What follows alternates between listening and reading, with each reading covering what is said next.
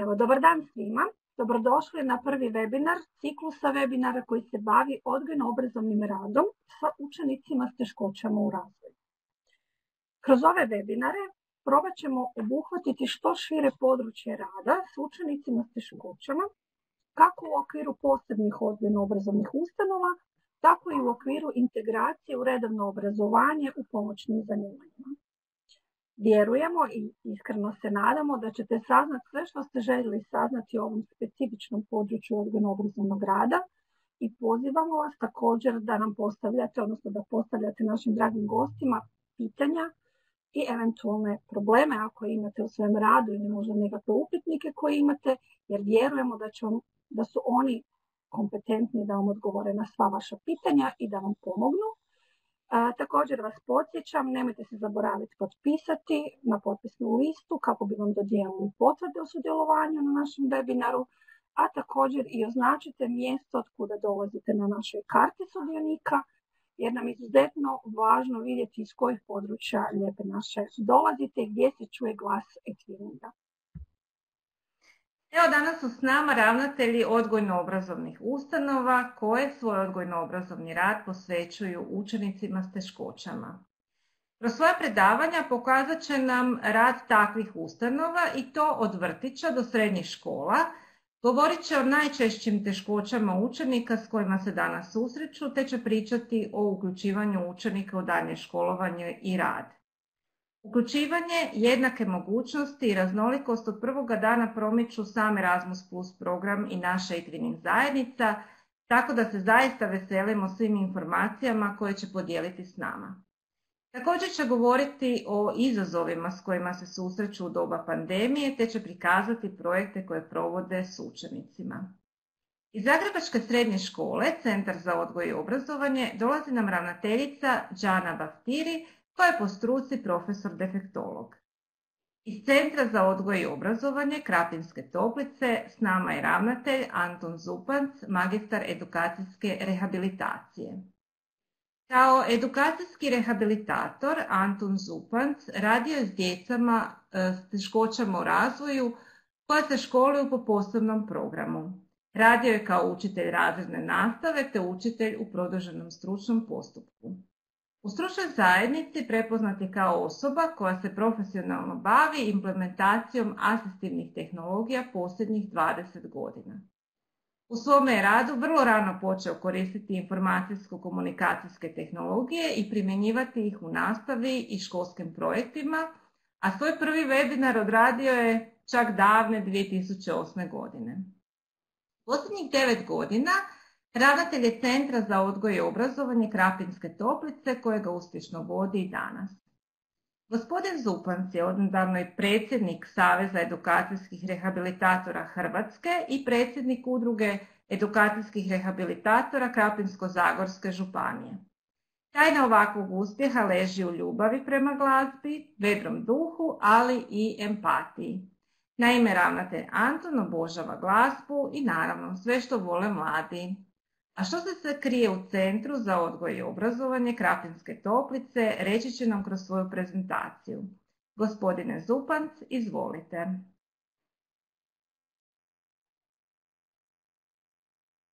Oprosti, Anton, samo upali mikrofon, ispričavam se. Mikrofon.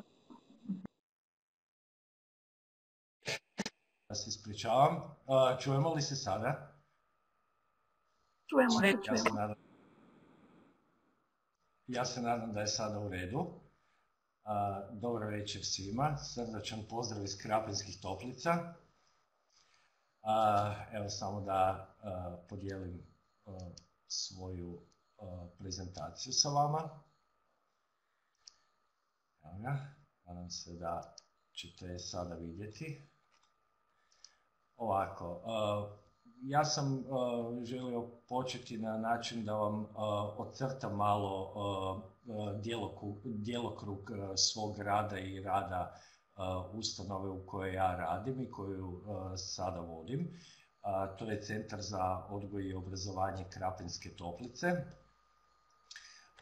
Znači, Centar za odgoj i obrazovanje Krapinske Toplice osnovnoškolska je ustanova za učenike s teškoćama u razvoju Naše područje djelovanja, odnosno upisno područje, je Krapinsko-zagorska županija, ali i Republika Hrvatska.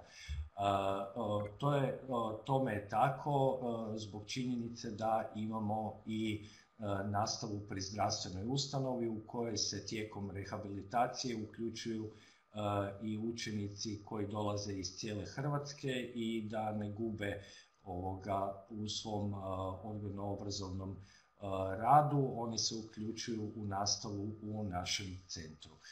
Osnivač nam je Krapinsko-zagorska županija, a neki od vas možda bolje nas poznaju kao osnovnu školu pri specijalnoj bolnici za medicinsku rehabilitaciju Krapinske Toplice, koja je počela sa radom davne 65. godine. Centar sam je u stvari pravni slijednik, znači osnovne škole pri bolnici, a počeli smo s radom 1. ožujka 2016. na Nacionalni dan edukacijskih rehabilitatora. Ovdje na ove dvije slike vidite ovu zgradu sa crvenom stolarijom i bijelom ciglom, to je naš zgrada centra. Zanimljivo je to da ju je 81. godine kada je useljena, nju je projektirao naš poznati arhitekt Radovan Tajder. Samo malo da vidim, imam još nekakve poruke u chatu, nemam. Ovako, područje naše djelatnosti je u stvari, pokušali smo u centru napraviti jednu vertikalu do kronološke dobi od 21 godine za učenike s teškoćama. Na koji način? Na način da smo osnovali kabinet rane intervencije za djecu u stvari od rođenja do 6. godine života, odnosno do polaska u školu. Također imamo organizirani predškolski program za djecu s teškoćama u razvoju, te ono što sam spomenuo, nastavu pri zdravstvenoj ustanovi, i ono što je naš core biznis, u stvari to je osnovna škola, i naši osnovnoškolski programi su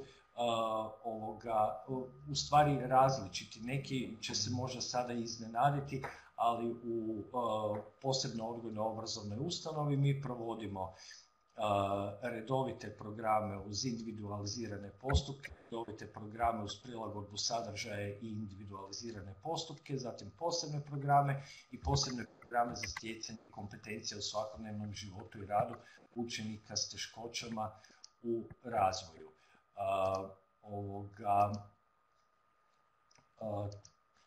Ono što je specifičnost za Centar za odgoj i obrazovanje Krapinske Toplice je upravo ovaj dio provođenja, znači upisivanja učenika s teškoćama u redovite programe, bilo samo uz individualizaciju ili i uz prilagodbu sadržaja. Uglavnom, kada imate predodžbu o tome kakav je rad u posebnim odgojno-obrazovnim ustanovama, pretpostavljate da se samo radi o posebnim programima. Mi smo mišljenja, i tako je bilo i mišljenje našeg resornog ministarstva, da u stvari naša djelatnost može biti proširena na taj način da ukoliko se ukaže potreba za školovanjem u posebnoj odgojno-obrazovnoj ustanovi, učenici mogu pohađati i redovite programe, što ja mislim da je iznimno dobro i da omogućava možda puno lakšu tranziciju iz, recimo, ako je u nekom trenutku dijete imalo potrebu biti upisano kod nas, to naravno ne znači da i završava školovanje u centru, nego se učenik, nakon što mu se da primjerena podrška i osnaži ga se, učenik se može vratiti u svoju matičnu školu i nastaviti školovanje.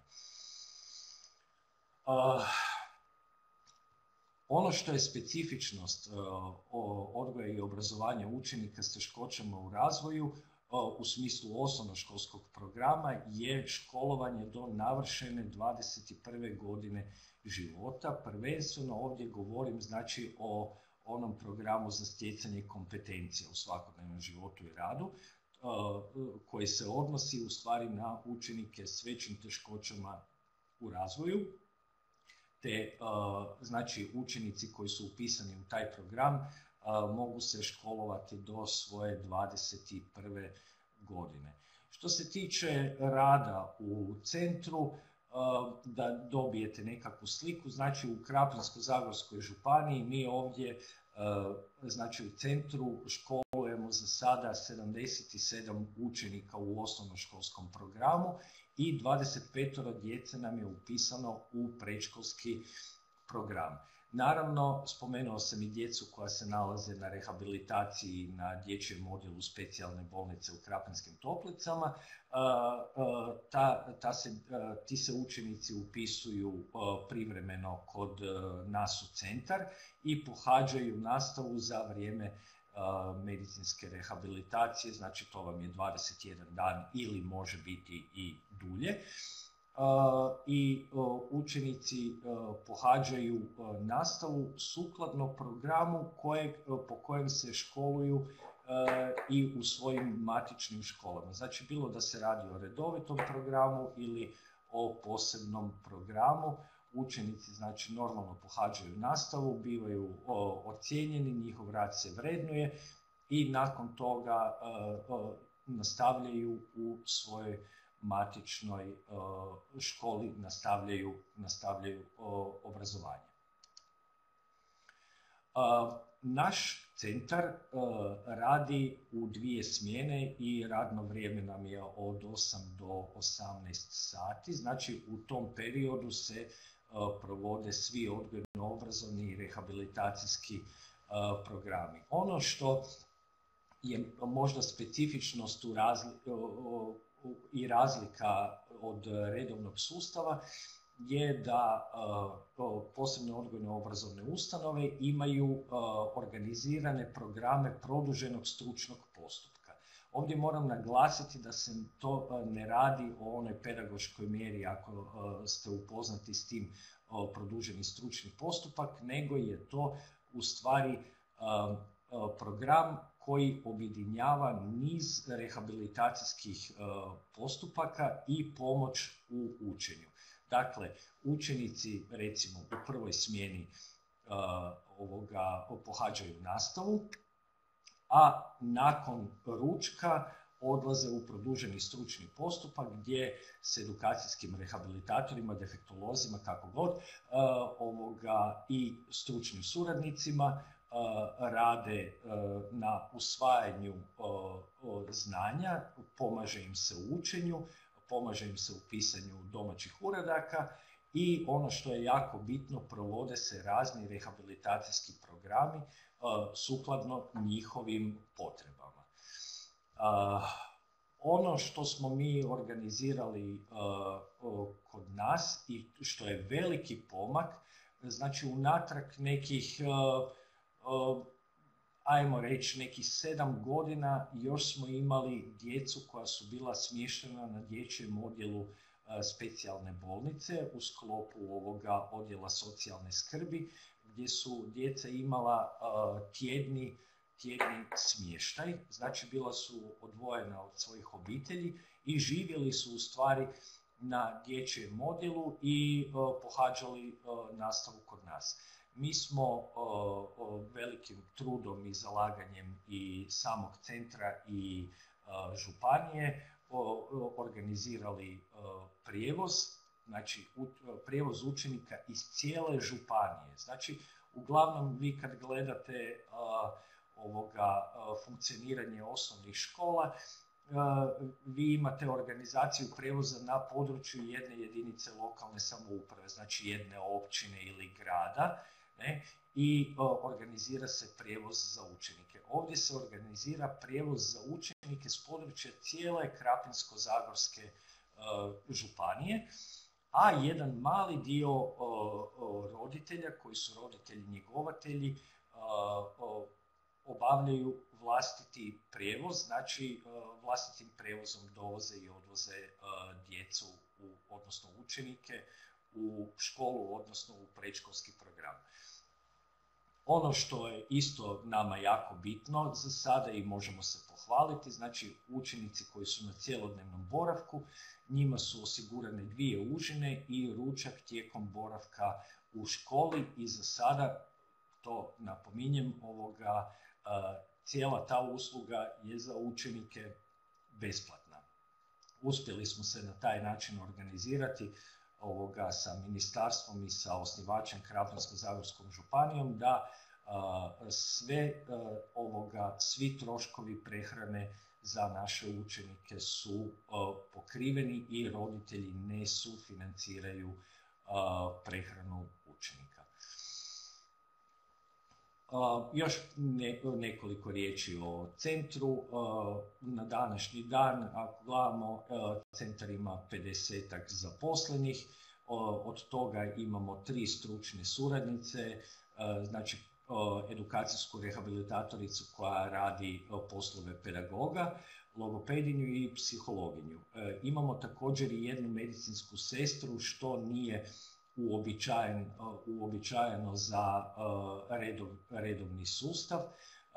Veći dio stručnog kadra su nam edukacijski rehabilitatori, ali imamo i učitelje predmetne nastave koji drže nastavu u redovitim programima i nastavu pri zdravstvenoj ustanovi. Sada bih vam samo stavio jednu sliku i malo vam opisao kako u stvari funkcionira centar i kako smo mi u stvari osmislili podršku učenicima, odnosno djeci s teškoćama u razvoju.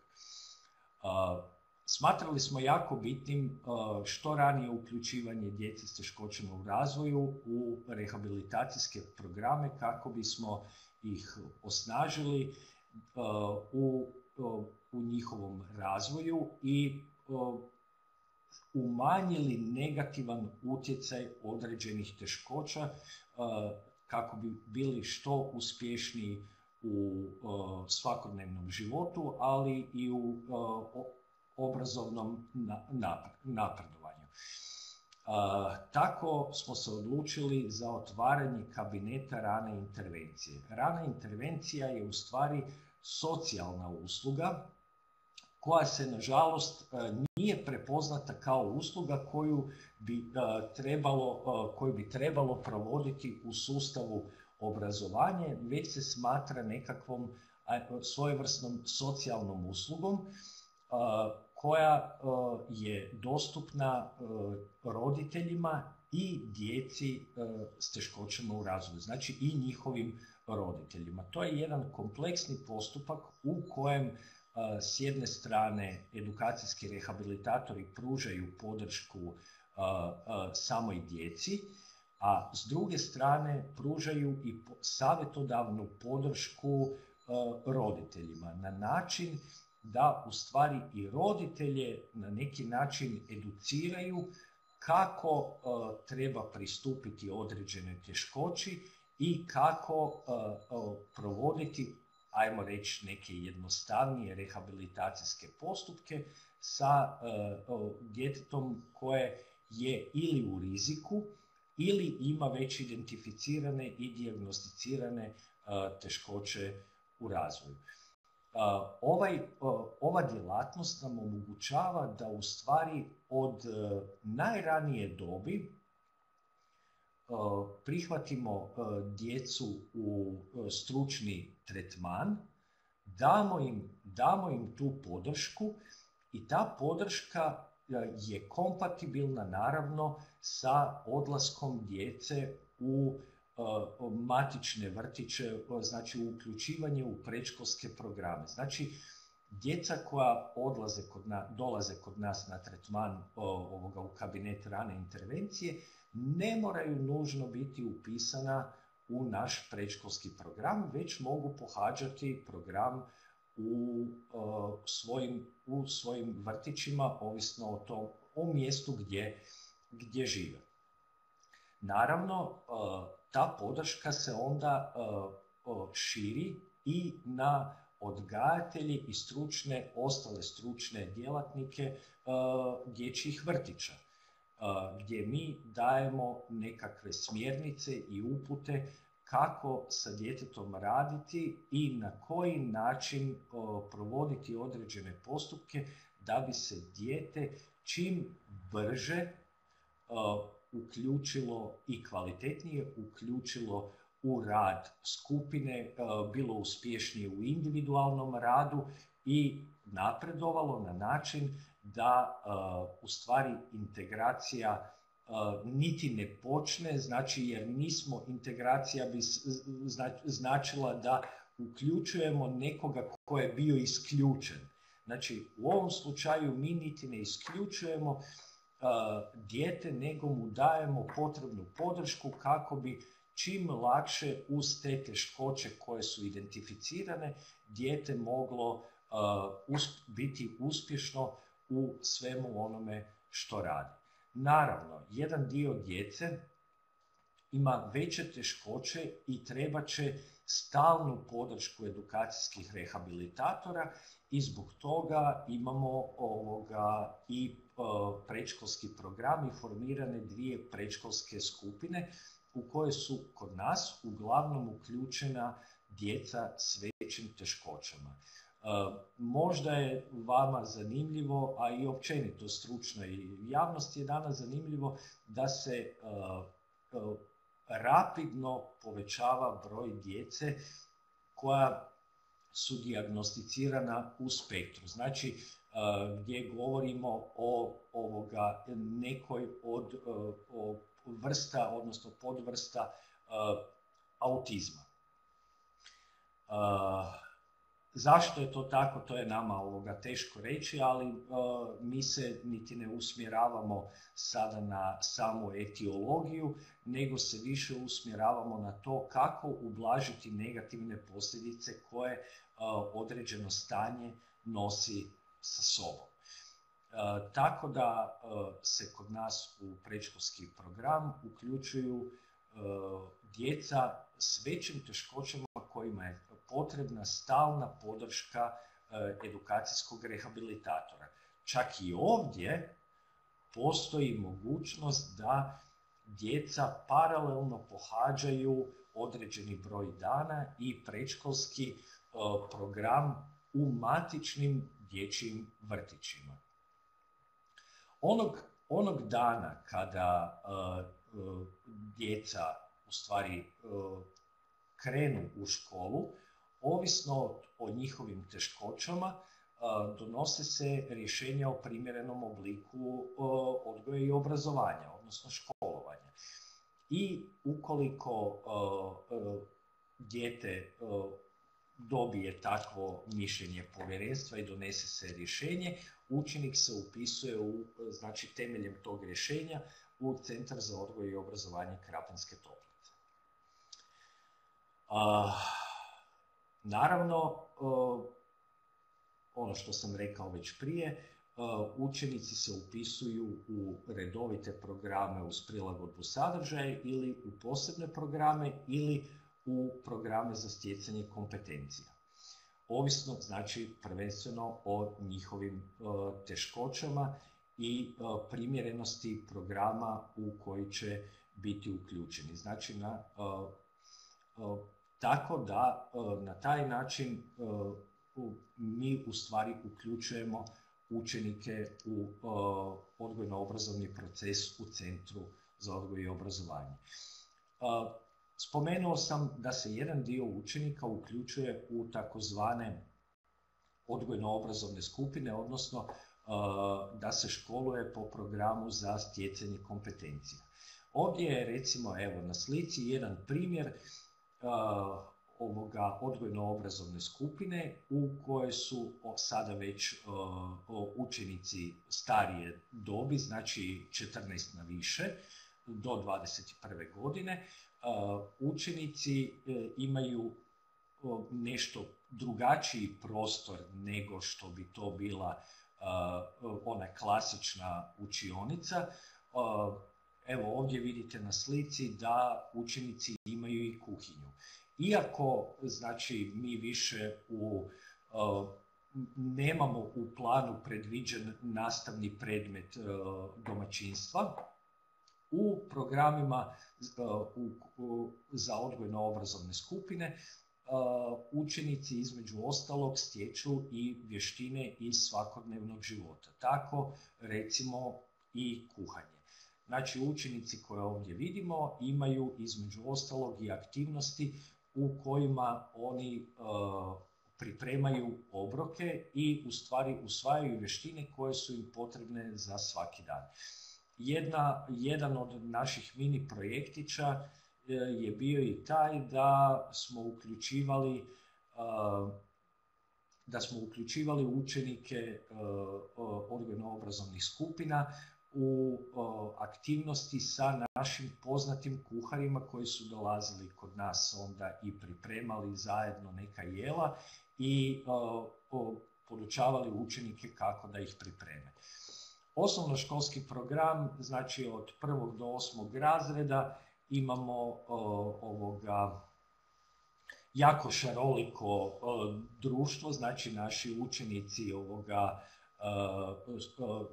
rade u razrednim odjelima koji su puno manji od onih koje vi u redovnom sustavu poznajete, tako da ovisno o teškoćama i ovisno o teškoćama učenika se kreiraju razredni odjeli koji maksimalno mogu imati do 10 učenika. Ovdje na ovoj fotografiji vidite jednu specifičnost, a to je sad iz vremena polu-lockdowna, kada su naši učenici bili u školi, ali nažalost učiteljica nam je bila bolesna, ali je mogla na svu sreću raditi,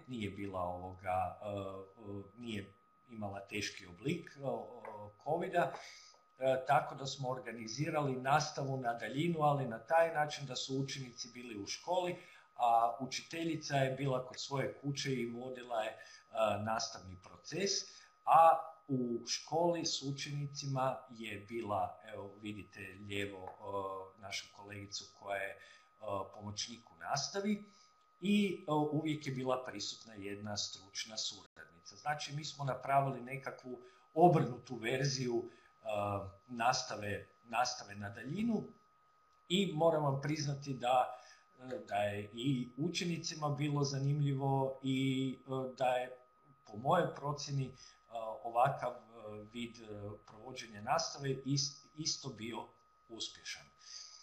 Možda čak i uspješniji nego onaj klasični online pristup, a ako ću imati vremena dotaknut ću se još i toga.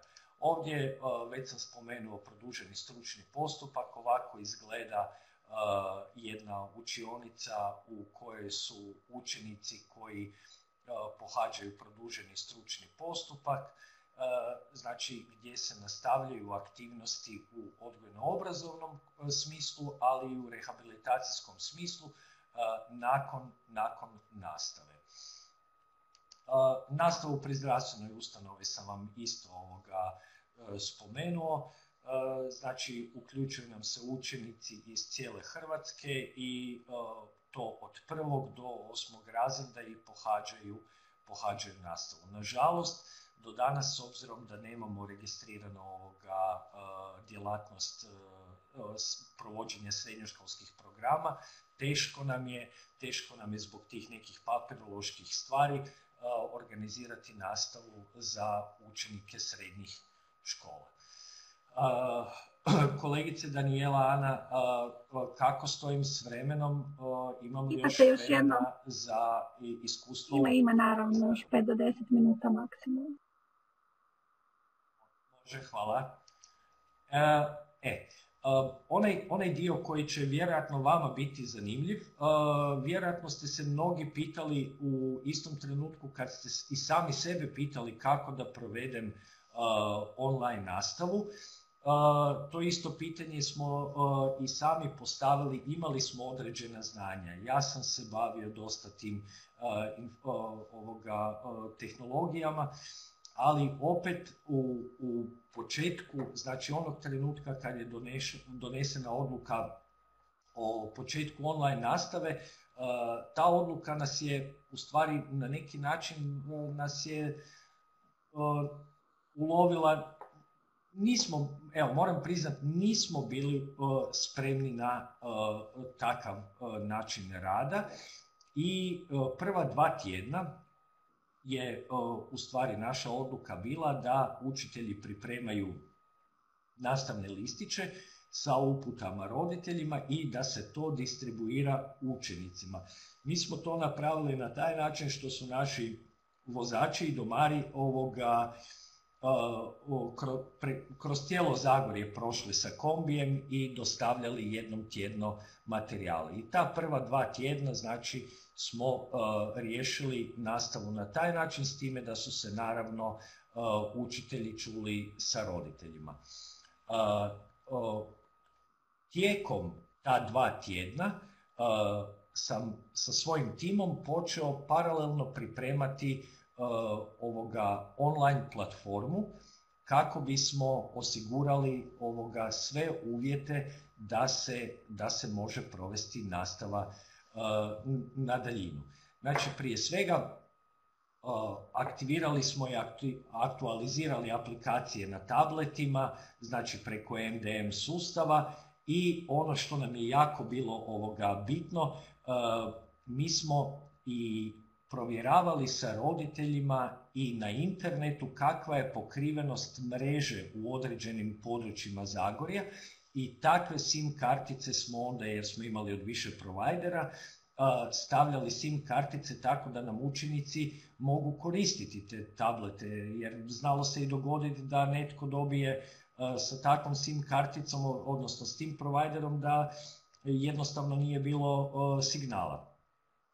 Nakon što smo pripremili tablete, paralelno smo pripremali i Jemer, gdje smo kreirali posebne rubrike i pripremili smo još dodatne rubrike na mrežnoj stranici centra. Imali smo i situaciju da su korisnički podaci učenika, da su roditelji ih zagubili, pa smo izvukli nove korisničke podatke i dostavili ih roditeljima. Kada su tableti dostavljeni roditeljima, svi tableti su još imali dodatne kratke i jasne tiskane upute o korištenju. Znači, ono što je nama bilo bitno, mi smo sve te upute stavili, isprintali i stavili unutra u kutije, tako da roditeljima bude još lakše pripremiti te tablete za rad. Jer morate shvatiti da nismo mogli računati da će učenici znati kako to pokrenuti. Naravno, cijelo vrijeme se koristila i mrežna komunikacija preko Vibera, Whatsappa, znači kreirane su grupe, razredni odjeli, i na taj način su učitelji komunicirali s roditeljima i objašnjavali im što i kako raditi.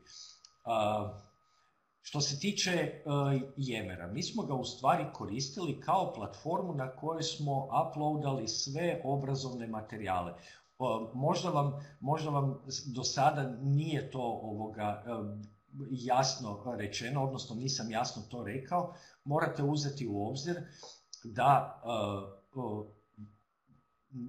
nemamo, znači u posebnom programu mi nemamo sve udžbenike, nego se radi prema starom planu i programu za kojeg više udžbenika nema, tako da se masa tih obrazovnih materijala mora izrađivati. Mi smo ih na taj način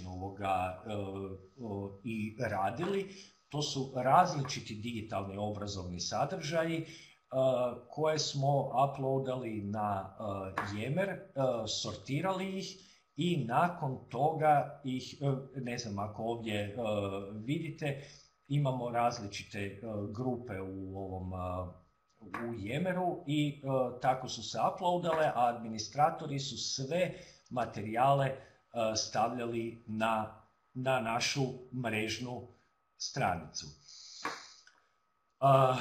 Ono što je bitno, nakon što su se uploadali materijali, onda su učitelji slali poveznice i upute roditeljima kako da rade. Vrlo rano smo zaključili da moramo otvoriti svoj kanal na YouTube-u, jer su učitelji počeli snimati video lekcije, tutoriale, znači razne video materijale koji su trebali doći do učenika. Nama je bilo čak i drago za neke stvari da su ih koristili i drugi učitelji, gdje su vidjeli da im je to bilo praktično. Znači, uploadali smo video materijale koje smo sami izrađivali i tutoriale. Zašto tutoriali? Možda vam tu nije jasno čemu to. U programima za djecu s većim teškoćama vi ne možete roditelju jednostavno napisati pisanu uputu kako da provede određeni postupak, rehabilitacijski postupak sa učenikom.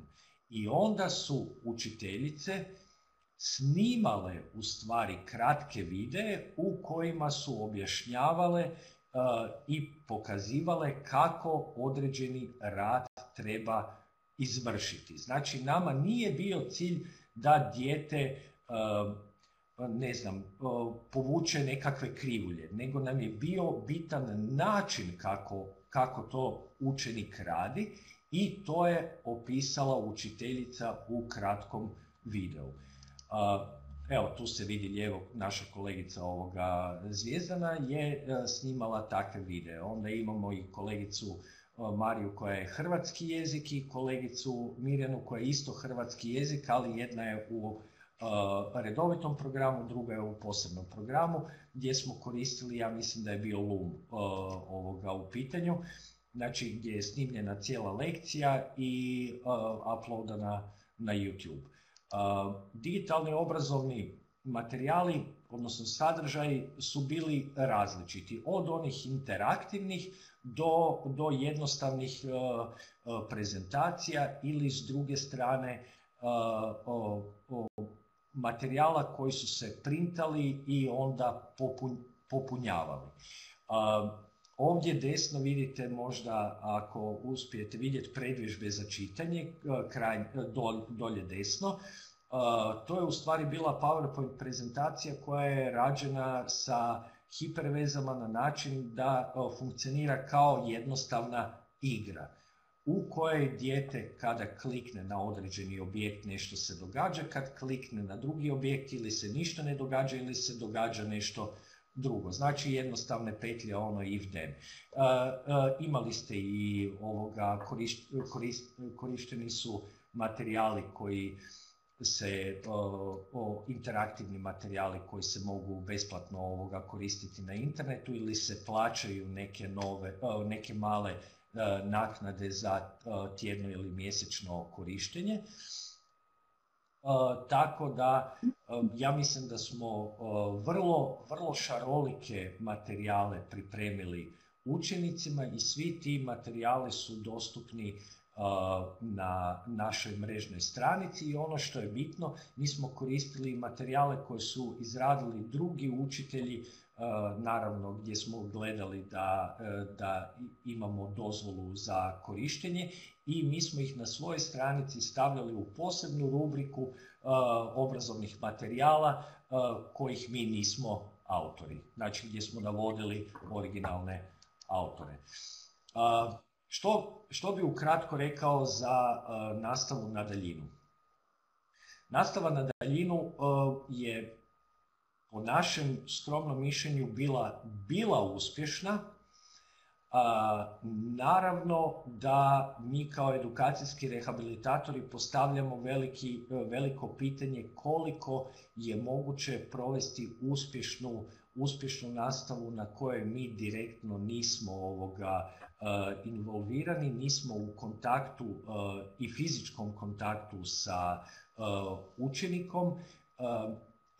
Dosta smo se morali osloniti na roditelje. Mi ne možemo očekivati od roditelja da oni postanu edukacijski rehabilitatori preko noći, tako da smatramo da u stvari tu je nekakva manjkavost online nastave što se tiče učenika s teškoćama u razvoju, ali moram naglasiti da nam je jedan dio učenika bio iznimno aktivan i lijepo su prihvatili novi način rada, da su se učitelji, odnosno učiteljice svakodnevno čuli sa svojim razredom preko Skype-a, da imali smo određenih i teškoća, znači i u toj objektivnoj evaluaciji rada. Ono što sam već rekao, što nam je veliki problem, teško smo mogli provesti neke rehabilitacijske postupke za koje morate biti uživo s djetetom ili učenikom 1 na 1.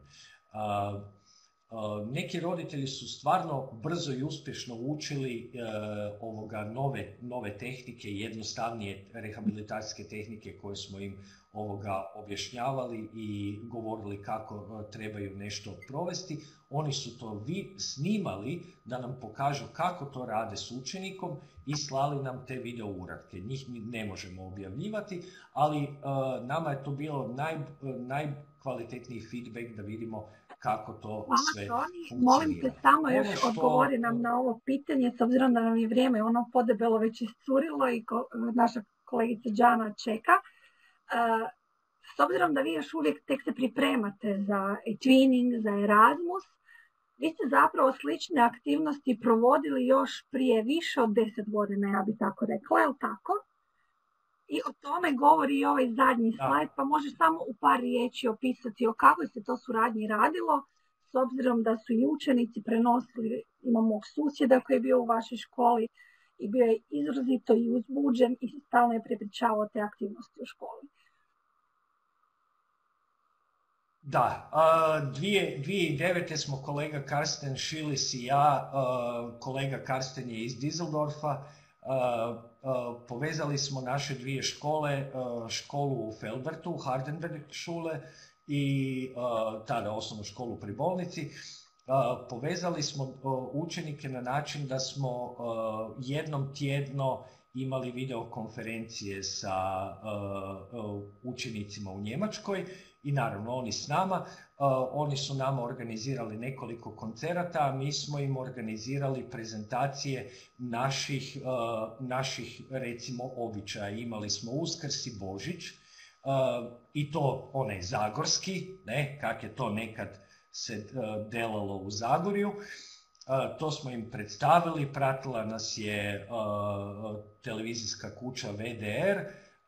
Doslovno smo to napravili onak DIY, znači do it yourself, sa resursima koji su nam bili dostupni i napravili smo u stvari jednu veliku priču koju su primijetili i u Ministarstvu obrazovanja Nordrhein-Westfalen, gdje smo imali i komunikaciju sa njihovim ministrom obrazovanja. I nakon toga smo u školi kod nas napravili jedan sličan projekt sa Centrom za odgoj i obrazovanje Tomislav Špoljar i njih uveli u taj novi način rada. Napravili smo jedan projekt koji se zvao kreativne radionice u oblaku. Mi smo to tako nazvali, gdje su učenici i učitelji preko video linka zajedno radili, zajedno planirali i zajedno provodili kreativne radionice u obje škole u realnom vremenu sa video. Hvala ti puno, moram prekinuti, evo stvarno jer nam ravnateljica Đana čeka. Puno ti hvala.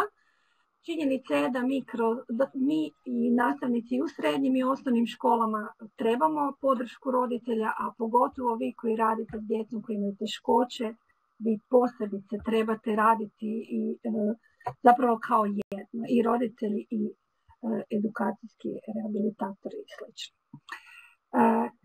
Ja lijepo molim našu gošću Đanu da podijeli ekran. Antone, puno ti hvala. Naša druga gošća, ravnateljica Đana Baftiri, je profesorica defektologica i magistra medicinskih znanosti iz dječje i adolescentne psihijatrije. Ravnateljica je srednje škole, Centar za odgoj i obrazovanje u Zagrebu. Kolegica Đana volontira i aktivno sudjeluje u radu udruga koje promiču prava osoba s teškoćama, a između ostalog aktivna je i u udruzi Buđenje. Objavila je veliki broj radova iz područja struke i vodič za roditelje i djece sa ADHD poremećajem. Sudjelovala je također i kao predavač na 30-ak stručnih skupova, od kojih su neki bili i međunarodni. Njezini profesionalni ciljevi vezani su uz vođenje škole, unapređenje kvalitete odgojno-obrazovnog sustava, rad s učenicima s teškoćama u razvoju i njihovim roditeljima. Kako to izgleda u Centru za odgoj i obrazovanje u Zagrebu, reći će nam naša gošća. Jeste li uspjeli podijeliti ovaj ekran? Dobar dan, borimo se. Sve vas srdačno pozdravljam. Onda mogu misliti kak je našim učenicima, dajte mi please izvrtite pa ću ja dalje s teškoćama kad smo mi, evo, akademski građani u panici. Srdačan pozdrav svima iz Srednje škole Centar za odgoj i obrazovanje. Hvala na pozivu, na prekrasnoj najavi. Isto tako kolegi Zupancu, on je isto jedan dio ovdje, ću se i nadovezati na njega. I evo, da krenem nekako s ovom prezentacijom. Naša škola nalazi se u Zagorskoj ulici broj 14. To je jedna, mi kažemo, od milja stara dama iz 1925. godine, ali mi se stvarno trudimo da je škola, dakle, u skladu sa adolescentnom dobi, da se ona osuvremenjuje, pa i nakon potresa smo uspjeli je obnoviti i uglavnom u skladu je sa zahtjevima odgojno-obrazovnog rada. Mi, kod nas učenici se školuju, dakle, mi smo posebna ustanova, nekad su se to ranije zvale specijalne škole, međutim, zbog negativne konotacije, to su posebne ustanove. Kao što je kolega Zupanc rekao, djeca sa većim teškoćama u razvoju. Djelatnost naše škole je da imamo i osnovno obrazovanje, ali i srednjoškolsko obrazovanje. Učenici koji se kod nas školuju su sa prvenstveno lakim intelektualnim teškoćama, ali nekad smo imali samo učenike koji bi dolazili iz nekih deprivirajućih sredina. Danas su u porastu učenici sa kombiniranim teškoćama i naravno i ovdje autizam nisam navela. Prednjače učenici sa dakle, oštećenjima jezično-govorno-glasovne komunikacije, teškoćama u učenju, te poremećaju u ponašanju i oštećenja mentalnog zdravlja. Naša najvažnija misija i moto naše škole je škola koja djeci vraća osmijeh na lice. I zašto je tome tako? Zbog toga što jako puno djece vidimo koja nam dolaze traumatizirana, sa kapuljačama, sa kapama, odbijaju, dakle, čak nekad i sa suzama ući u razred. Mnogi su doživjeli neke određene oblike nasilja tijekom prethodnog školovanja, a kod nas im nudimo jednu sasvim drugačiju priču. Školovanje je puno oslobođeno stresa i tu djeca postižu najbolje rezultate. Ukratko ću nešto o programskom dijelu. Mi imamo programe za stjecanje niže stručne spreme, tu su pomoćni autolakirer, cvjećar, vrtlar, autolimar, vodoinstalater, instalater grijanje, klimatizacije, knjigoveža, galanterista, kuhar i slastičar, konobar. Dakle, imamo jedan veliki broj zanimanja. To je tako iz razloga što djeca imaju brojne kontraindikacije, dakle i potrebno je da stvarno negdje je to, ne znam, problem rad na visini, alergije, da svako dijete bude po nešto jer je dakle populacija izrazito heterogena. Mi imamo isto tako redoviti program, dakle uz prilagodbu sadržaja koji ćemo po prvi puta, nadam se, pokrenuti od ove školske godine jer smo dobili odobrenje za redovnog kuhara sa produljenim trajanjem 4 godine. Kao što je kolega Zupanc rekao, i mi imamo posebne programe za stjecanje kompetencija, imamo 3 odgojno-obrazovne skupine gdje mladi ostaju do 21. godine. U današnje vrijeme kada je sve prisutna inkluzija, nekako se, hvala vam danas i kolegicama Ani i Danijeli da su dale priliku da govorimo o prednostima školovanja u posebnoj ustanovi, jer mislim da je taj dio totalno medijski zanemaren i čak dapače nekad se govori da je školovanje djece u takvim ustanovama segregirajuće. Ja se nadam da ću uspjeti i kroz naredne slajdove reći nešto više o tome. Kod nas su mali razredni odjeli do 10 učenika. Prisutna je dakle jedna visoka individualizacija, fleksibilnost, dakle u svim segmentima. To vam obično izgleda tako da mi za neko dijete i po 10 do 15 varijanti izvrtimo, dakle, zbog problema ovakvih ili onakvih ili specifičnosti.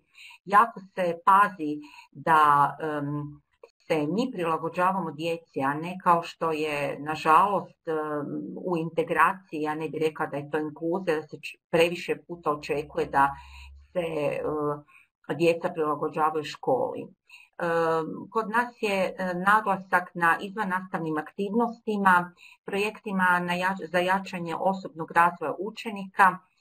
Kako smo mi srednja škola, prava djece nažalost nisu takva kao na razini osnovne škole, ali izborili smo se, naš osnivač plaća subvencioniranu prehranu, tako da to je izrazito korisno za djecu da oni mogu koristiti 2 obroka.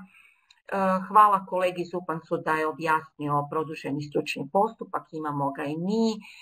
Isto tako jačamo sve više rehabilitacijske programe, jer su takve potrebe djece. Tu su kineziterapija, muzikoterapija, logopedski tretman, play attention, imamo i terapiju pokretom i nadamo se da ćemo još tih rehabilitacijskih programa otvarati.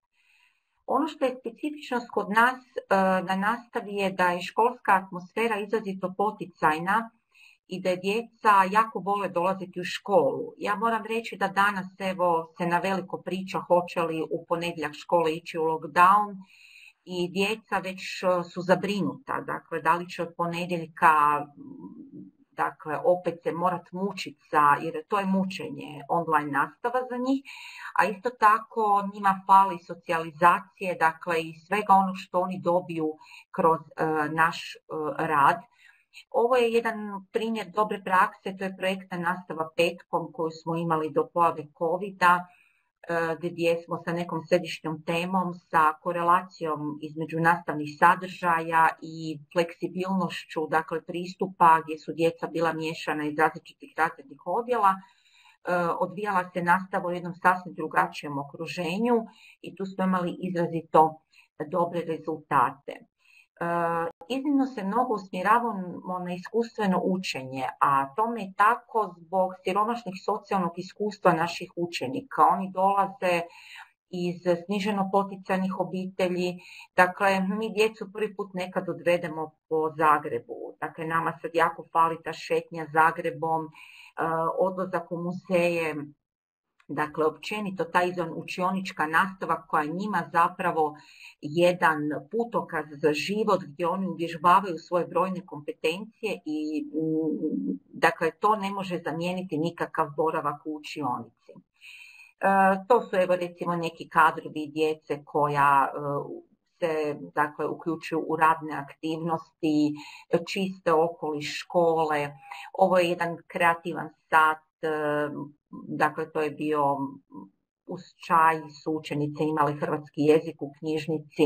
Dakle, teži se uglavnom drugačijoj organizaciji nastave, to sve djeci mora biti zanimljivo jer problemi su izraziti u motivaciji i u dakle, njihovom, naprosto oni traže drugačije oblike rada.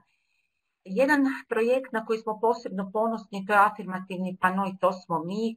Spomenula sam da imamo učenike s poremećajima u ponašanju i oni često puta su, znate, ona djeca koja su kritizirana, koja su na meti i u obiteljskom domu, ali i u školi često slušaju da ne valja ovo, dakle da nisu dobri, ajmo reći. Kod nas na afirmativni pano može dospjeti svaki učenik, čak i onaj koji ima loše vladanje i opomenu pred isključenje.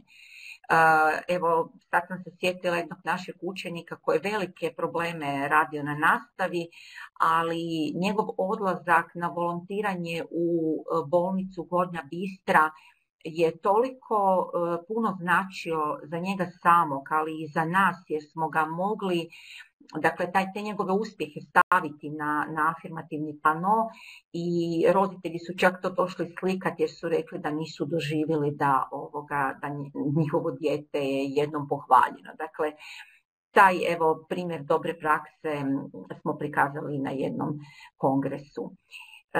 Ono što je kod nas izrazito važno, mi djecu obično pitamo pa jesi sudjelovao na nekakvoj priredbi, jesi bio u nekoj izvannastavnoj aktivnosti. Dobivamo pogubne rezultate, a obično se govori da školovanje djece sa teškoćama treba biti u principu jačanje jakih strana.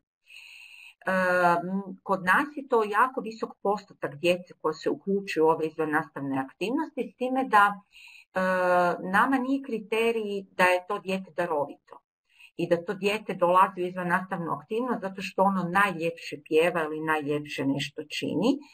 Mi imamo učenike koji kod nas dolaze u dramsku, a ne govore. Dakle, on može se prošetati na sceni u nekoj priredbi i dobiti pljesak. Dijete može ići na karaoke iako ne pjeva ono najbolje. I u biti mi smo shvatili da kroz te izvannastavne aktivnosti postižemo iznimnu snažnu motivaciju te djece za školske zadatke i za ono što im baš nije drago, jača se privrženost u školi. Dan darovitih učenika je nešto što se kod nas posebno slave, te jake strane, ali ne moraju biti samo jake strane, može biti činjenica da neko uvijek pozdravlja starije, da pomaže svojim vršnjacima. Dakle, mi proglašavamo i najpomagače, dakle učenike koji pomažu drugima, tako da su to sve izrazito dobri načini afirmacije naših učenika. Sport, prebrojila sam da je u posljednjih 5 godina smo osvojili 138 medalja iz različitih sportova pod okriljem specijalne olimpijade. Dakle, naša djeca nema sporta u kojem ne sudjeluju. Naravno, sad je to s pandemijom jako usporeno. Bili su na brojnim međunarodnim natjecanjima u inozemstvu. Zalažemo se za promicanje inkluzije u sportu, pa tako planinarenje je jedna aktivnost u koju su bili uključeni volonteri. Prostite, moram popiti malo vode, ispričavam se. Isto tako, ove su slike sa jednog turnira na koji smo pozvali učenike iz 2 redovne srednje škole, od kojih je jedna bila sportska gimnazija, a naši učenici su bili drugi. Ne treći, ne zadnji, nego drugi. I to je taj koncept obrnute inkluzije za koji se mi zalažemo. Dakle, inkluzija se događa u posebnim ustanovama i naša djeca itekako imaju prilike participirati sa svojim vršnjacima bez teškoća. Najvažnija je naša podrška, nisam mogla odoljeti i pitala sam za odobrenje pomoćnicu, a ovaj učenik ima odobrenje da mogu prikazati njegovu fotografiju, jer mi je to bila toliko topla slika i inače naša djeca znaju da smo mi njima najvažniji oslonac i da mi od njih nećemo odustati tako lako. Gotovo je nemoguće da ćemo odustati. Nažalost, danas smo jako tužni jer se jedan učenik ispisao gdje je on sam i njegova obitelj odustao od školovanja, ali mi od naših učenika nećemo nikad odustati. Dozvolite mi da kažem par riječi o stručnoj praksi. Ponosni smo, i to je isto tako jedan od oblika inkluzije, ovo su učenici iz škole za modu i dizajn s kojom surađujemo od 2006. godine, gdje naši učenici odlaze na stručnu praksu. Evo, nisam imala problema s grlom, ali to je tako, peh, oprostite. Nešto me glas izdaje.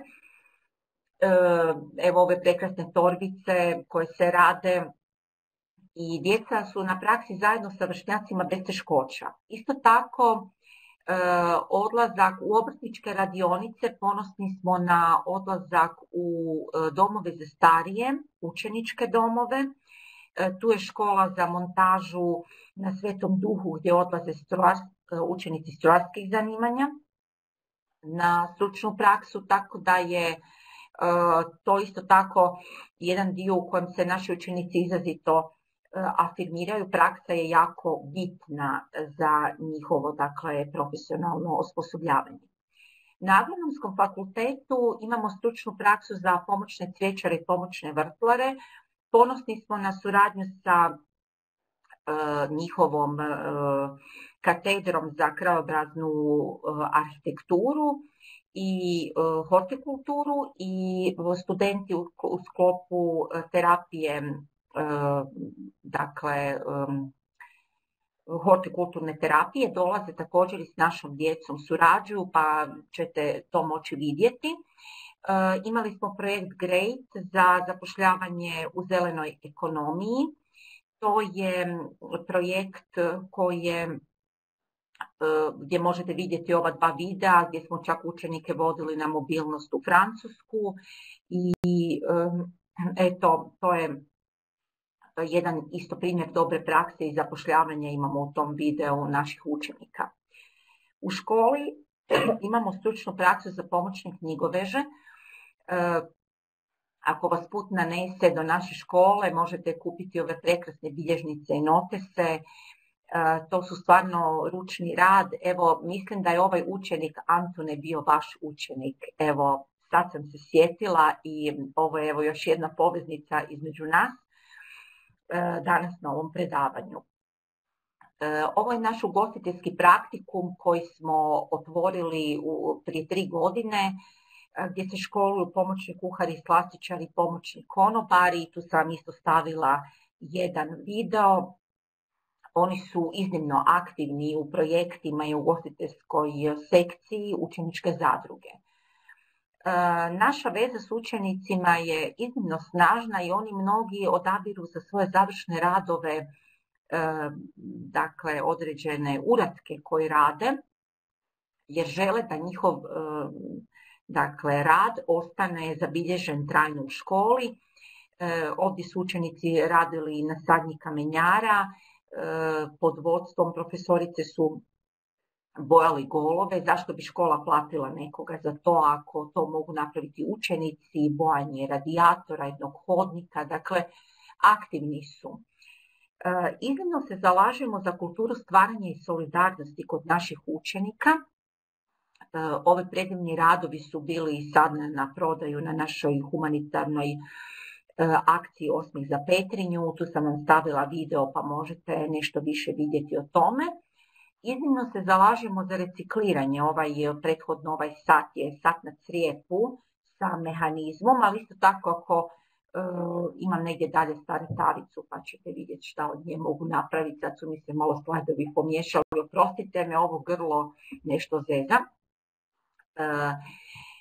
Idu na planinarenje profesori entuzijastični s djecom pa lijepo nađu šišake pa od njih naprave sovice. Od starih tegli to se lijepo sve naprave u novom ruhu neki proizvod i tu sam isto stavila jedan video. Ovo je ta tavica koja je, dakle, stara lijepo odbačena tava i to nam možete donijeti, mi lijepo od toga napravimo sat, predivan za kuhinju. Dakle, jako puno polažemo pažnju na to održivi, dakle, pristup, gdje djecu potičemo da iz odbačenih predmeta naprave nešto novo. Međutim, ovdje želim više govoriti o opet našem konceptu obrnute inkluzije, za što smo dobili nagradu Nacionalne zaklade za razvoj civilnog društva 2000 i ne znam, 13, tak nešto, gdje je nagrada Otisak srca. Mi dakle, potičemo da volonteri redovnih srednjih škola, učenici, evo to su volonteri prve ekonomske škole, dolaze kod nas uoči Božića, uoči blagdana Uskrsa i zajedno s našom djecom rade proizvode za prodaju. Dirljivo je gledati kako ta djeca shvate da i ruke naših učenika mogu biti vješte, ali mogu biti i manje vješte, da su oni isti poput, dakle da su jednaki vršnjaci, čak se nekad znaju diviti kako vam je lijepo škola uređena, bili su iz jedne gimnazije. I to našoj djeci jako puno znači, ali mi odgajamo, imali smo jednu konferenciju gdje su isto bile radionice za učenike, gdje mi isto tako odgajamo i tu djecu u redovnim školama i tu smo uzeli jednu misiju da razumiju, da se ne rugaju, obično se zna reći ovaj ide u Zagorsku, on je manje vrijedan. I kao što vidite, sve kod nas podređeno tom konceptu da se mlade koji polaze posebne ustanove ne doživljava manje jakim, manje vrijednim, dakle dapače, nego da se svijetu prikažu njihove brojne jake strane i brojni talenti. Naše djeca sudjeluju na brojnim prodajnim i donacijskim izložbama gdje nije samo u fokusu prodat proizvod, nego jačanje samo prezentacijskih vještina, komunikacijskih vještina te djece, pa i učiti matematiku. Ajmo, ako ti ovaj dao toliko kuna, koliko trebaš vratiti. I ljudi se dive kad dolaze na te štandove i djeci je iznimno drago, onda kažu ovo sam ja napravio i stvarno je to jedna divna atmosfera. Uključujemo se na smotre i natjecanja. Bili smo domaćini World Skills Croatia 2019. u čak 2 discipline za pomoćne cvjećare i smotri radova učenika s posebnim potrebama. I to je uvijek prilika također promoviranja djece, promoviranja programa koji se u školi rade. Ovdje sam htjela gore napisati uključivanje, ali mi nije stalo. Iznimno je važno da djeca dožive povratnu informaciju drugih ljudi, da je to što oni rade predivno, da ih se pohvali. To kad i mi kažemo je lijepo, ali kad oni čuju od drugih ljudi. Ovo evo pomažu učenici na World Skills Croatia, znači gdje nije im bilo teško, oni su trčali po tom velesajmu, postavljali štandove, dakle bili na usluzi nama profesorima, njima je bilo to zadovoljstvo. Ovdje je naš učenik maturant u eteru Radio Marije gdje imamo emisiju Nadom nošeni, što mislim jedno 5 godina, da jedan puta mjesečno imamo emisiju. Evo ovo je naša učenica daje izjavu na Dobro jutro Hrvatska, to je kandidatkinja za nagradu Karic ove godine, nadamo se da će uspjeti. Ovo je sa Lidrana, jedan evo kratki prikaz. Sad kako su me kolegice zamolile da kažem nešto o školi u izvanrednim okolnostima, drago mi je da je kolega Zupan eto isto puno toga rekao, a ja ću se negdje sad tu nadovezati, to mi je neki drugi dio i onda ću polako privesti kraju. Eto zašto se mi bojimo online nastave, isto tako i naši učenici, zato što oni dolaze iz mnogi od njih smanjeno poticajnih obitelji, socioekonomsko depriviranih, gdje boravak u nekim od tih obitelji gdje je zapravo i predoduzimanje roditeljske skrbi, ako hoćete, izrazito ponekad, neću reći štetno, ali tu negdje. Njima je škola prozor u svijet i oni se tu mogu socijalizirati sa svojim vršnjacima. Taj gubitak rutine i strukture je jako ih je teško vraćati nakon online nastave. Mi smo trenutno u B modelu, nadamo se da ćemo za maturante krenuti iza proljetnih praznika na A model, a praksa smo A model cijelo vrijeme, jer je praksa najvažnija. Naši učenici jako teško uče, a brzo zaboravljaju, tako da je jako teško kod njih nadoknaditi te rupe u znanju. Naravno da online nastava ne može postići tu kvalitetu. Isto tako tu je bio potres, škola je stradala, djeca su i imali određene strahove. Naravno da učinak kumulativnog stresa se samo slaže, da nije isto prvi lockdown, drugi lockdown, dakle sve to jedno na drugo, a naši učenici su sa određenim rizicima. Tu je veliki problem narušeno mentalno zdravlje, gdje sad smo baš imali jedne roditelje koji su nas pitali, a kamo da mi odvedemo dijete? A dijete puni 18 godina i gotovo da nemate psihijatra koji bi dijete mogao primiti u tretman.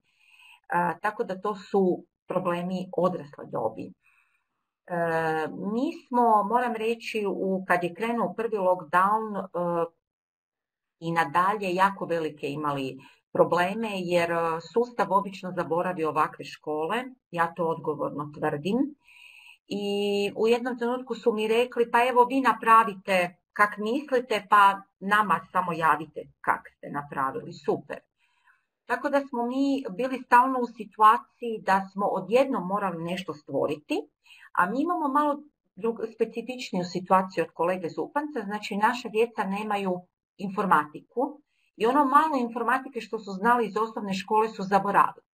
I vi sad imate informatički nepismene roditelje, djecu s intelektualnim teškoćama, što je malo drukčija priča, djecu koja su također ograničenih znanja u području informatike, problem sa slabim pristupom internetu, naravno i dislociranost gdje imamo djecu koja su blizu granice, blizu bosanske granice, blizu slovenske granice, dakle mi pokrivamo 8 županija, blizu mađarske granice, dakle gdje cijelo vrijeme im pojede na SIM kartici ako im upadne druga mreža. I to su veliki problemi. Ovo što je rekao Toni, također naši nastavnici cijele dane su uključeni u online nastavu jer djeca ne dostave zadaću na vrijeme ili se ne uključe ili ne mogu doći do njih, pa onda to traje, poticanje djece, motiviranje djece, izrazito stvarno veliki trud se ulaže. Tu su i naravno rizična ponašanja koja treba prevenirati, roditelji koji sami puno manje znaju, mnogi od njih, o tom virtualnom svijetu od njihove djece. Ja moram reći da za nas nema alata, dakle mi ne možemo u Teamse i u sve dostupne alate, zato što to naša djeca jednostavno ne mogu svladati. Mi smo isto njima radili brojne podsjetnike i trenirali smo ih tu danima i tjednima. Međutim, mi smo se odlučili za Google Disk, naučili smo ih da dođu tamo, da uđu u svoj razred, da skinu materijale, da materijale popune ili što već trebaju i da te iste materijale vrate natrag u folder zadaće. Trebalo nam je jako dugo, imali smo problema sa fotografijama, imali smo problema sa stručnom praksom koju vi morate neki uradak koji ste napravili poslikat po etapama rada. Mi smo i završni ispit imali, neki su imali online, neki uživo, imali smo praktični rad završnog ispita online, što nije nimalo jednostavno. I tu je bila velika snalažljivost naših nastavnika. Mi ne možemo dostupne materijale preuzeti samo tako, čak nastavnici svoje materijale koji imaju za redovitu nastavu moraju raditi sve za online nove.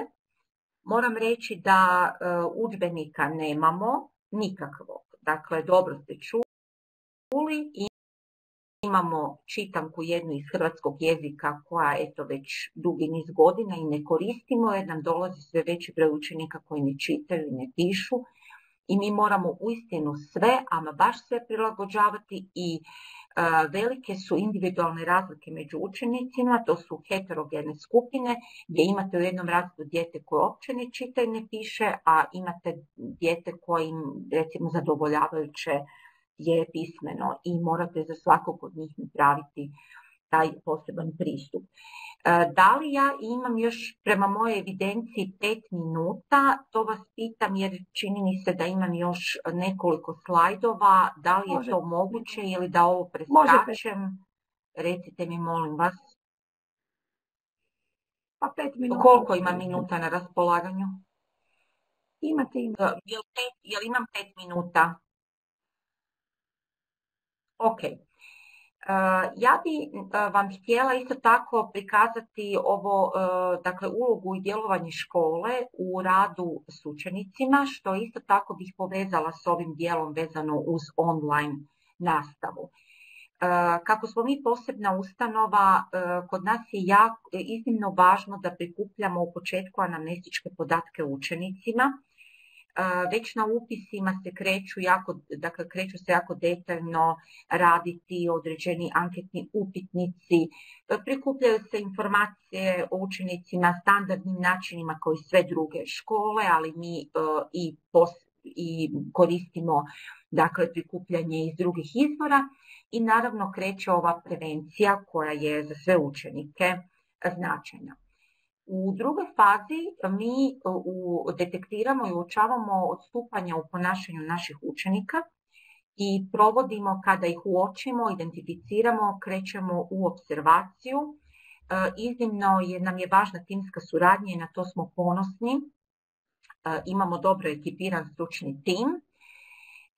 Obzirom da je jako teško kod ove djece doći do, dakle da ih uputite u nekakav tretman, roditelji vam često puta ih vidite samo na upisima, tako da oni treba jako dugo vremena da bi mi njih nagovorili da dijete negdje odvedu, ako je potreba za tretman.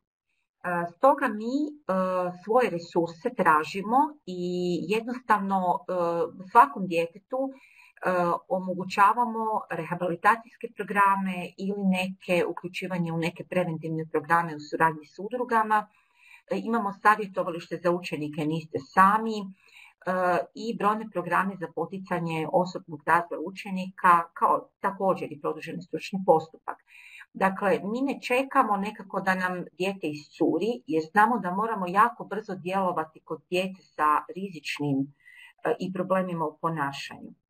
Na kraju je ta evaluacija učinaka koja je vrlo bitna, gdje se dokumentira, dakle u pedagoškoj dokumentaciji svake godine se o učenicima izrazito obimno, dakle navodi koje rezultate dijete postiglo, preporuke za dalje. A moram napomenuti da cijelo to vrijeme traje naša suradnja, ja bih tu rekla sa svima koji žele surađivati na dobrobit djeteta. Međutim, u ovoj završnoj fazi mi mislim da smo jedina škola u Republici Hrvatskoj koja imamo službu praćenja tijeka socijalizacije i zapošljavanja, gdje se učenici prate najmanje 3 godine nakon završenog školovanja, a po potrebi i dulje, i pomaže im se u pronalaženju posla, pisanju životopisa, molbi za zapošljavanje, ali isto tako pomoć kako da se odjenu za razgovor za posao i sl. Sve je to našim učenicima jako važno jer oni su, kažem, osobe s intelektualnim teškoćama i njima je uvijek važna ta demonstracija i zornost i da oni neko ponašanje isprobaju i da u njemu sudjeluju. U vrijeme krize mi smo se, da zaključimo ovu cjelinu, fokusirali, mislim poput svih škola, na programe za jačanje privrženosti školi, Ove godine eto bio je Božić prvi put bez priredbe od kad je povijesti škole, ali su evo kolegice bile vrijedne, oni su neku radiodramu osmislile i djeca su nastavke drame pisala u jednu kovertu, a kolegice su to svaki tjedan glumile i to je išlo na razglas, dakle, i postizala se jedna dinamika u školi i malo nekakvog svjetla na kraju tunela, ja bih rekla. Isto tako smo organizirali natječaj za najbolje uređen razred, dakle to su sve neke male stvari koje nam u ovoj situaciji kad se razredni odjeli ne smiju miješati, mogu doprinijeti da se djeca osjećaju u školi bolje i da jačamo i dalje njihovu privrženost školi.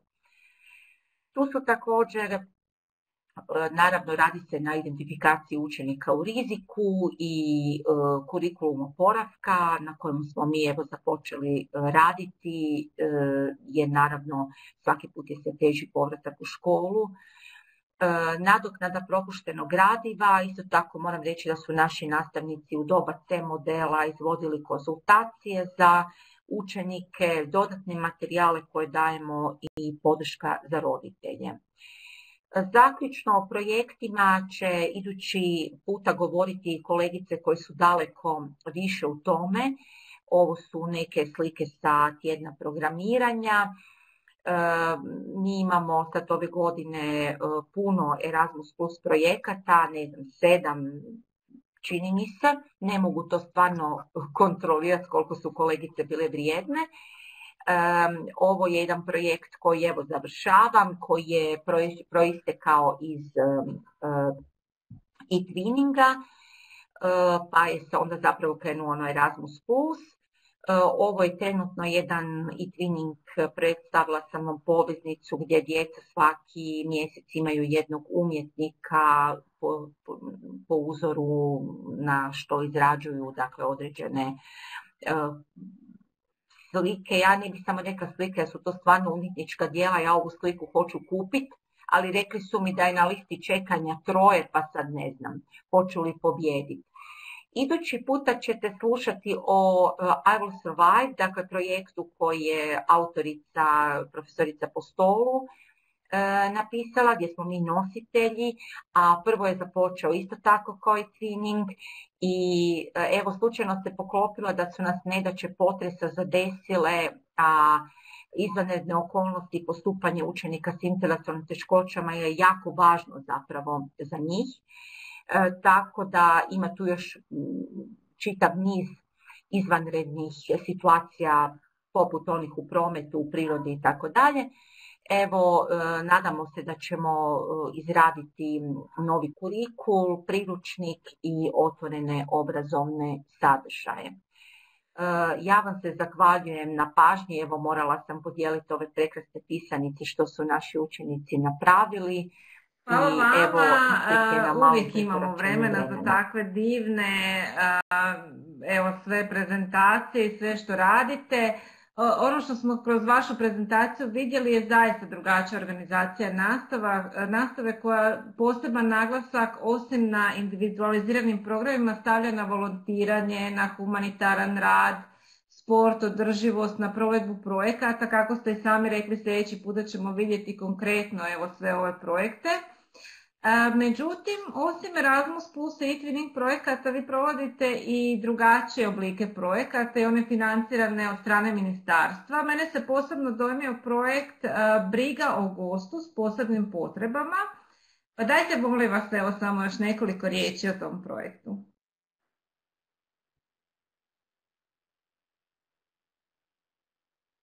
Pa evo, briga o gostu s posebnim potrebama, ja ću evo pokazati ovdje naslovnicu briga o gostu s invaliditetom. Mislim da je to na našoj stranici se može skinuti, ali i na našim YouTube kanalima postoje otvoreni obrazovni sadržaj. Kako mi imamo najveći broj učenika u sektoru turizma i ugostiteljstva, to nam je 2/3 škole u stvari.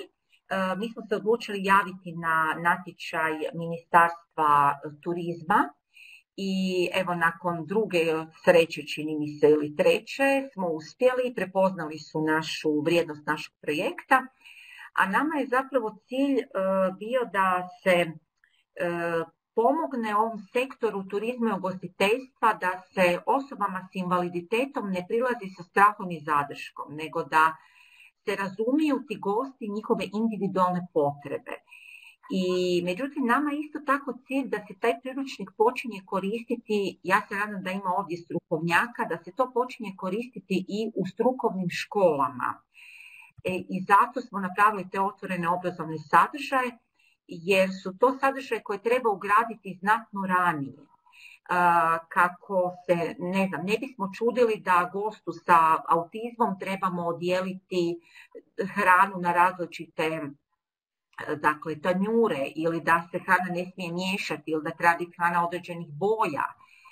Isto tako, recimo, plaćanje preko posrednika. To smo mi doznali od naših osoba s invaliditetom, da često puta se čak osoba s invaliditetom pruži novac, a vraća konobar osobi u pratnji. U ovim filmićima su sudjelovali naš učenik Roko i njegova mama, on je u filmu za intelektualne teškoće, naša bivša učenica Lucija i njezina mama za osobe s autizmom, a ostalo su zapravo dobri ljudi do kojih smo nekako došli, jer smo htjeli da u tim filmovima sudjeluju baš osobe s invaliditetom. Mi smo ih mogli glumiti, ali to je moralo biti autentično. Ponosna sam na naš tim koji je to iznjedrio, tim nastavnika strukovnih i učitelja koji rade u ovom sektoru, i naša učiteljica je ovdje zapravo i ta koja je bila u ulozi konobara, ali smo isto tako napravili predivnu priču jer je bio lockdown, a mi smo morali snimati, evo jedna zanimljivost, mi smo morali snimati brigu o gostu i sad gdje da idemo snimati, trebamo restoran. I onda smo molili ravnatelja ugostiteljskog turističkog učilišta da nam otvori školu i da ćemo mi tamo, jer ima restoran, snimati. I naravno na veliko je bilo veselje i evo uspjeli smo u tome. Tako da tu smo napravili spoj edukacijske rehabilitacije i turizma i ugostiteljstva. Evo, zahvaljujemo se našim dragim gostima, ravnateljima. Nadamo se da smo svim sudionicima približili malo način rada u posebnim odgojno-obrazovnim ustanovama za djecu s teškoćama u razvoju.